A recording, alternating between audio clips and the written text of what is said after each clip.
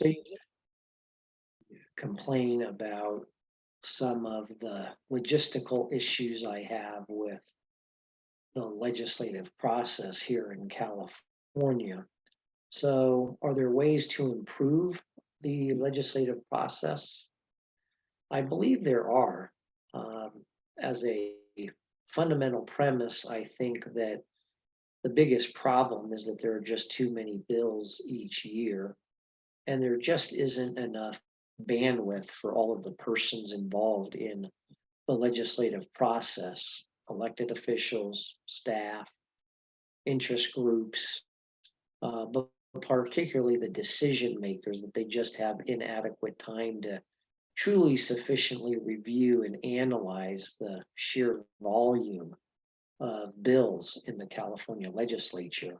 And by the way, that is not a criticism of legislators, their personal staff, or policy committee staff.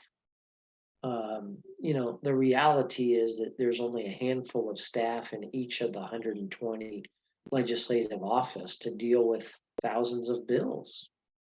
And there's also a small number of consultants that handle the thousands of bills that come through the Assembly's 33 standing committees and the Senate's 22 standing committees. And for the bills that make substantive changes in the law, and certainly there are lots of controversial ones, and many that have strong proponents and opponents involved in either side of them, most of those bills deserve a very thorough review of not just the policy, but consideration of maybe alternative solutions and time to roll up your sleeves and delve into the actual language contained in those proposed statutes. There really is only so much pretty limited time for legislators and their staff and committee staff to discuss and really dig into the thousands of bills that are heard each year, negotiate amendments, consider possible alternatives, all done under very tight timelines at different parts of the year that are mandated by the legislative calendar and the rules of the two houses. And this, of course, means less time for thorough analysis and properly crafting proposed statutory language. So, what are some possible solutions? At least in my mind, first is naturally to reduce the number of bills that can be introduced in the two houses. So you've got to reduce the current limits, which are 50 for assembly members in the 2-year session and 40 in the 2-year session for senators. I think especially now with legislators possibly having a 12-year term in one house, or 12 years the ability to serve, assuming they're reelected. And so, that should be adequate time to address a number of issues.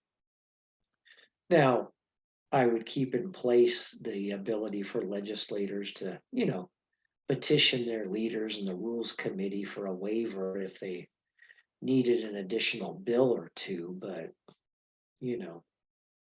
maybe half of what they currently introduced today might be appropriate. If you're going to keep the number of bills, then you've got to advance the bill introduction deadline so that bills are introduced by the end of January rather than about the third Friday in February, to allow the policy committees almost a whole extra month to consider and provide greater scrutiny of the bills, the bill language, alternative solutions perhaps.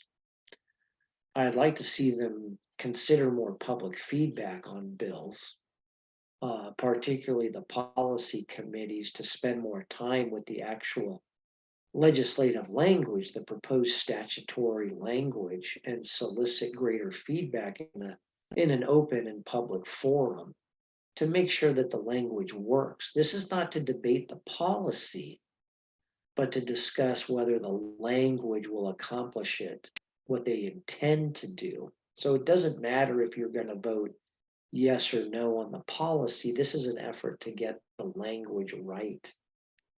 Again, it really doesn't have anything to do with the policy arguments or whether you want to vote for it. It's to ensure that the proposed statutory language is clear, isn't ambiguous or vague. It can be easily understood by the regulated community and be implemented, interpreted, and of course enforced by the state agencies or others who have to enforce or administer the law.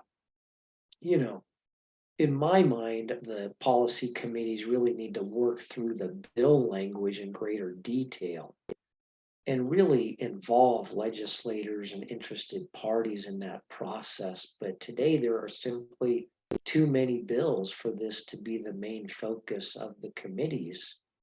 And what you also find, of course, as a result of that is there are too many bills being, you know, informally called works in progress and just moving them along in the next step of the cog.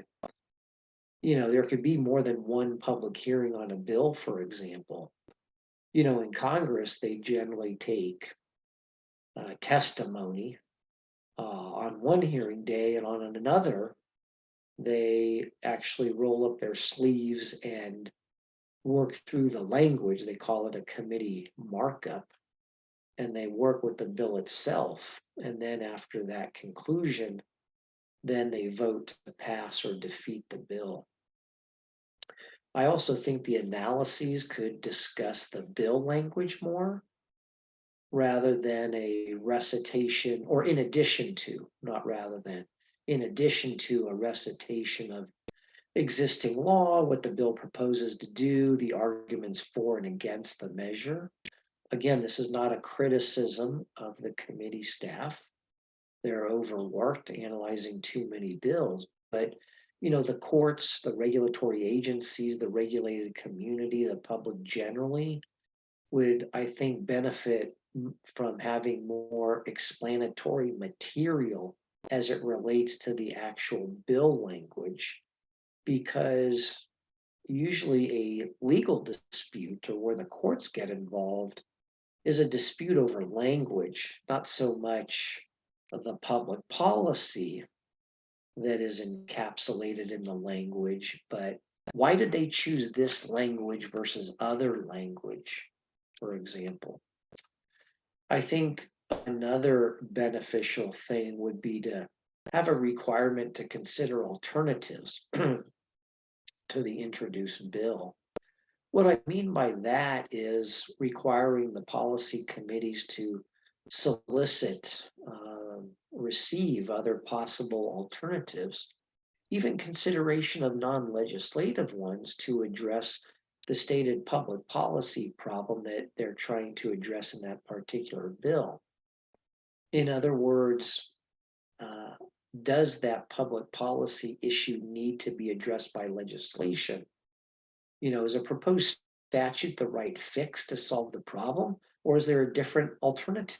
Maybe a rulemaking agency adopts a regulation, or maybe there's some form of a non-bill approach. And so the policy committee members should consider and solicit public input on whether a possible policy solution is available beyond that which is set forth in the particular bill? Or is there just a better solution than what is in the bill? One of the limitations of the legislative process, and again, the volume of bills, is that the legislature really only reviews the solution to the problem that is proposed in the bill that's before them for debate, discussion, evaluation, and ultimately a vote. In other words, legislators rarely have the opportunity to consider maybe other competing solutions or better solutions to address the stated public policy problem. The last suggested improvement, there are others out there, and I'm sure others have ones to add, but the other one in my mind is to allow greater public participation in committee hearings. That includes elimination of at least lobbyists' dreaded 2 and 2 rule, which really substantially curtails any substantive testimony before legislative policy committees. I think most Capitol observers should suggest elimination of this rule and increasing the number of witnesses who can testify. There's got to be some reasonable limitation, but 2 minutes per person, not much really gets out. Hey, I think witnesses should be admonished to keep their remarks brief, not to repeat testimony that's already been spoken or provided. But otherwise, relevant substantive testimony shouldn't be limited arbitrarily, particularly in the House's bill or in the bill's House of Origin, where we really should be rolling up our sleeves and delving deeply into the language of the bill, as well as the public policy issue and the proposed solution. And I think that the rules on testimony should definitely be consistent across the different Assembly and Senate standing committees.